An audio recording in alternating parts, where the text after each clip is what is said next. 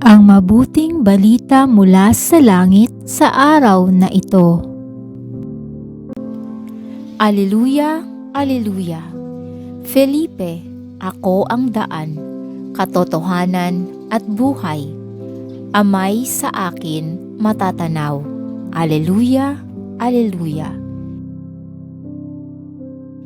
Ang mabuting balita ng Panginoon ayon kay San Juan. Pinupuri ka namin, Panginoong Hesukristo. Noong panahong iyon, sinabi ni Jesus kay Tomas, "Ako ang daan, ang katotohanan at ang buhay. Walang makapupunta sa Ama kundi sa pamamagitan ko.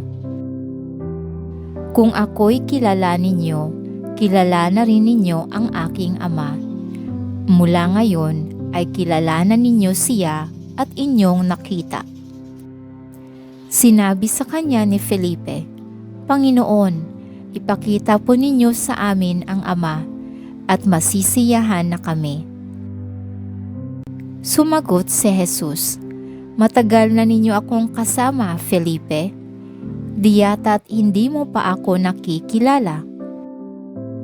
Ang nakakita sa akin ay nakakita na sa Ama.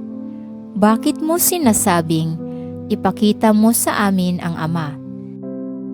Hindi ka ba naniniwalang ako'y suma sa Ama at ang Ama'y suma sa akin? Ang mga salitang sinasabi ko ay hindi ko sinasabi sa ganang aking sarili. Ang Ama na suma sa akin ang gumaganap ng kanyang mga gawain. Maniwala kayo sa akin.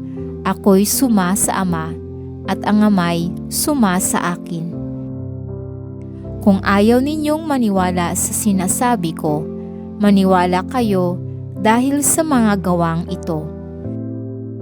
Sinasabi ko sa inyo, ang nananalig sa akin ay makagagawa ng mga ginagawa ko at higit pa rito, sapagkat pupunta na ako sa Ama.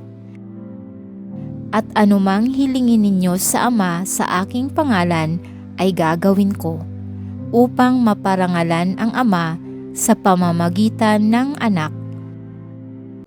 Gagawin ko ang anumang hihilingin ninyo sa pangalan ko." Ito ang mabuting balita ng ating kaligtasan. Papuri sa Diyos. Maraming salamat po sa inyong tulong na maipalaganap ang mabuting balita ng Poong Jesus sa lahat ng mga Pilipino sa buong mundo. Pagpalain nawa tayong lahat.